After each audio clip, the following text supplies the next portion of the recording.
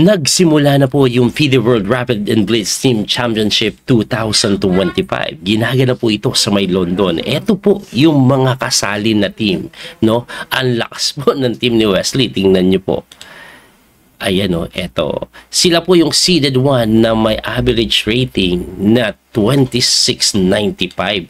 Ang top seed po nila dyan ay si Grandmaster Nepo na sinusundan ni Alereza, MBL, Hikaru, Duda, Wesley So pa nga ang pinakamababa when it comes to rating. Rapid rating yan eh.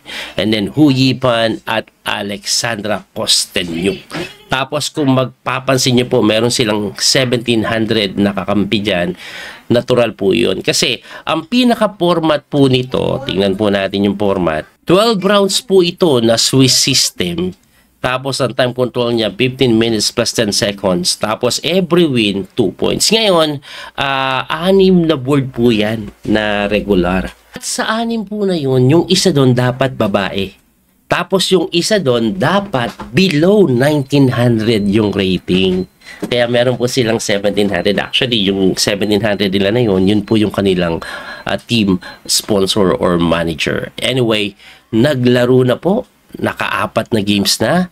At si Wesley So sa loob ng 4 na games, dahil ano po sila, marami po silang malalakas doon, hindi naglalaro ng buo. Hindi po siya naglaro ng first 2 games kasi medyo mahina naman yung kalaban. Pero round number 3, naglaro po siya na kung saan natabla po siya kay Musenko. At round number 4, naglaro po ulit siya. Ayan, ang kalaban niya naman ay si Martirosyan. Ayan pong si Haik Martirosyan. Pagdating po sa rapid, malakas yan. If I'm not mistaken, nag-3rd place na yan sa World Rapid Chess Championship, no? Anong nangyari? Aba, ito po matindi, no? Bago ko i-analyze ang game, bigyan ko lang kayo ng backstory. So, 3 out of 3 po ang team nila Wesley, no? Ngayon, sa round na ito, yung board 1 nila na si Alereza natalo po kay Sam Sebian.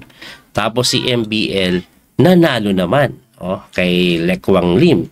Tapos yung board 3 po nauwi sa tabla. So 1.5, 1.5, no? Ngayon yung board 5 natabla din eh. Natabla yung board 5. Tapos yung board 6 natalo sila Wesley. Ayun, natalo yung Rosentine. Kaya yung laban ni Grandmaster Wesley So very important po. Kailangan niyang manalo para man lang makatabla yung kanilang team. Ano bang nangyari? Nako, kakabawa kasi mahilig sa tabla si Wesley. Mas-switch siya ngayon. Anyway, E4 po ang tinira niya. Sinagot po ng E5, Knight F3. Knight C6, Bishop C4, Bishop C5. So, Italia yung naging opening. Pagka Bishop C5, nag-D3 lang. Knight F6, sinagot lang ng C3. Nag-castling po yan, nag-castling din. And then, ang agang D5 yung pinawalan, no? Yung iba kunat lang D6 pero ito D5 agad binuksan yung gitna na kinapture lang ni Wesley yan. Binawi po ng kabayo and then nag-rook E1 putting pressure sa may E5 na sinagot ng Bishop G4 pin. After Bishop G4, H3 lang. Umatras yung Bishop and then nag-Knight D2 develop. After Knight D2, Knight B6 naman yung kalaban ni Wesley na pareho po silang mabilis tumira. Tumaas pa yung oras 15:15, 15:54, mas mabilis si Wesley. Anong nangyayari pagka Knight B6? Inaatake yung Bishop. Pag umalis ka naman, na ginawa ni Wesley, binigay yung pawn. Diba? Pero lahat po yan ay linya. Kaya nga po mabilis tumira. Pagka Queen takes D3, coach, ba't binigay yung pawn? Libre. May bawi kasi sa E5. What? Pinakain yung Queen? Pwede naman kasing kainin dahil may kain din doon. Pagka Queen F5 umiwas, syempre ako makain. Nag-Knight 3, bumalik lang yung kabayo, no? So, nag-Rook AD8 yan, pinin yung isang kabayo na sinagot lang ng Queen E2, nag-Knight D5 na sinagot naman ng Knight E4. After Knight E4, inaatake niya yung Bishop, kinapture po yung kabayo. Siyempre, binawi ng reyna yan, Queen takes, pawn takes, at ang ending, nasira yung pawn structure ni Wesley. Pero okay lang. Bakit? Meron siyang pair of Bishop. According sa engine evaluation, close to equal. Anyway, inaatake kasi yung Bishop sa C5. Umatras po yan sa may B6 na sinagot ni Wesley ng Rook to D1. Interesting yung Rook D1 na yun, no? Wala kasing magandang square na ma-developan ito eh. Kaya pinin niya na lang muna yung kabayo na napilitang umatras sa may E7. Pag atras sa E7, ayun, nagka-square yung bishop sa F5 na wala na kasi yung kabayo dito. Tinirahan naman niya ng H6 na sinagot ng A4 ni Wesley. Sa queen side, gustong umatake. Nag-A5 yan, in-stop agad. And then, nag-H4 lang si West. Pagka H4, knight F5, hitting the pawn, H5. Ayun, no? Tulak-tulak lang, no? Anyway, nag-knight H4 naman po yan, hitting the pawn on F3 na napakahirap ng depensahan.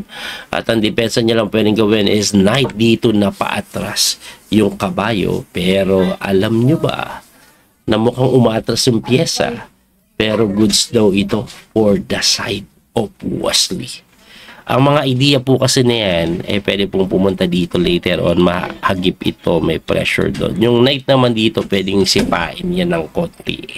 Anyway, nag-knight E5 po yan. Aba, matindi yun Coach, bakit binibigay yung kabayo? Napakagandang tira daw Kasi pag kinapture mo yan, may takes po dito.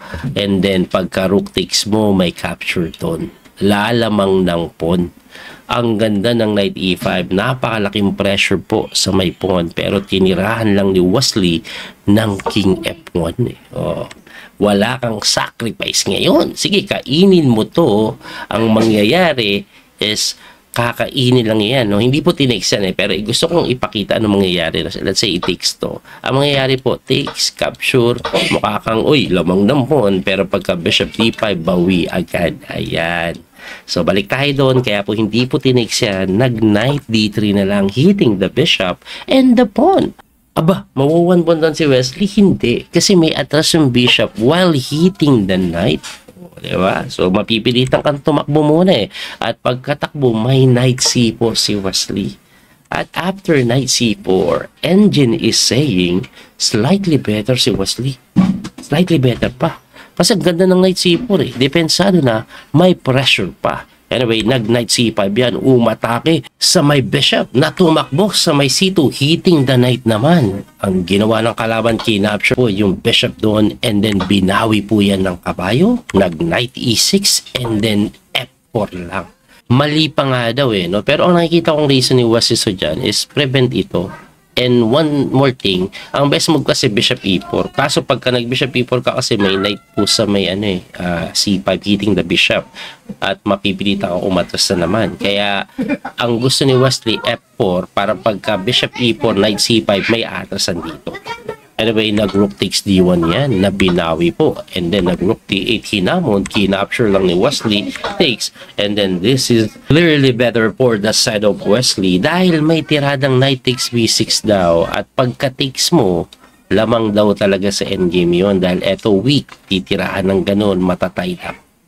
For some reason, clearly better na daw yon. Pero si Wesley, hindi ganun kalinaw yan Mas pinili niya po yung makataon tira, bishop e4 lang. Hindi mo naman kasi kailangan kainin dahil hindi naman makagalaw, may takes ka dito lagi, Kaya nag-bishop e4 lang, nag-king f8 naman yan, and then nag-king move lang din. King e7, activating the king, bishop lang sa may d5. Ayaw niyang lumapit yung king dito, Anyway, ang ginawa niya, nag-g6, na-kinapture ni Wesley, pawn takes, and then king move.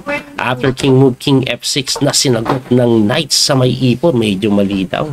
Ibalik natin, Kasi ang mas maganda daw talaga kainin na to, pinipilit ng engine na i-takes na daw po yung B6. Pero ako, to be honest, hindi ko kakainin yan kasi wala namang ginagawa yan dyan Anyway, yun nga lang, ang ginawa ni Wesley is knight e5 na mali kasi iniwanan niya.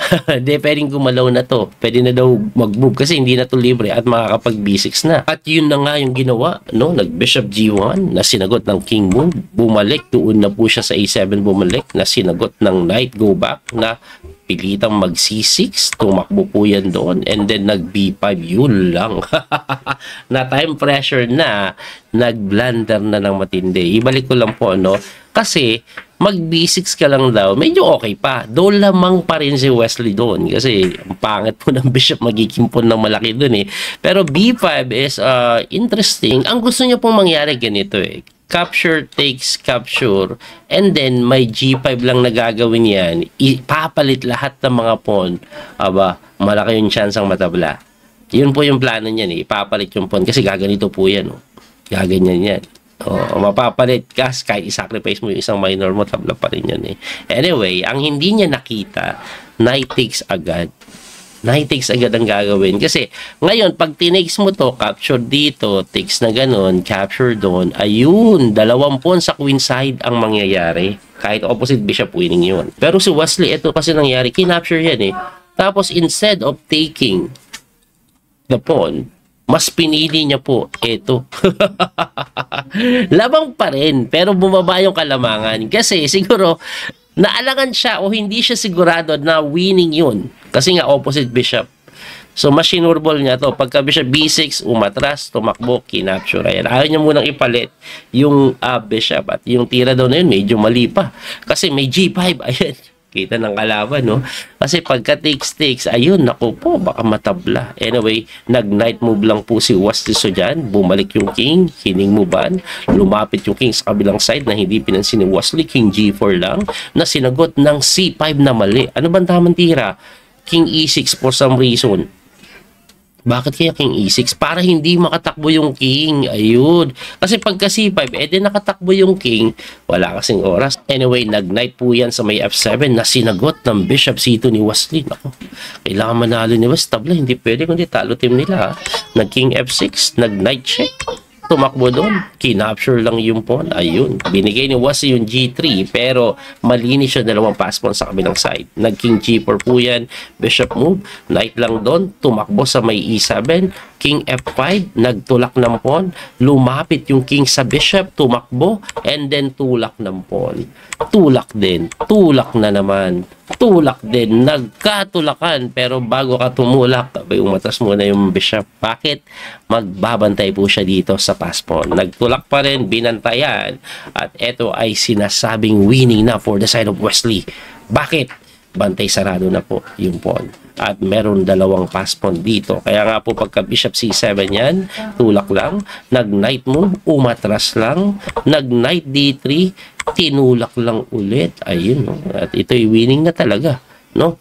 Magtataka lang kayo, coach, hindi ba pwedeng dito? Dito? Pwede. Kaya lang mamaya, paglapit ng king, isa-sacrifice mo, matitira kay Wesley, knight and bishop. That's easy win. Kasi marunong magmati ng knight bishop yung mga yan.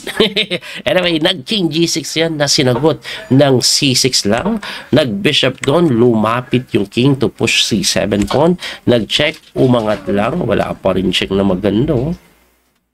Isa lang yung check dito Pero pagka-check kasi doon, dito na pupunta, hitting the knight, knight moves away, tulak. Kaya nga po, nag-bishop na naman, tinulak na po, chumek. Pero pagka lapit ng king, knight c4, lapit na naman doon. At dito po, no, kung check ka dyan, papasok na. Ayan, tapos baka gumanito yan. Or mag-promote. Anyway, bishop takes c7 ang ginawa. If kinapture lang, sabay resign.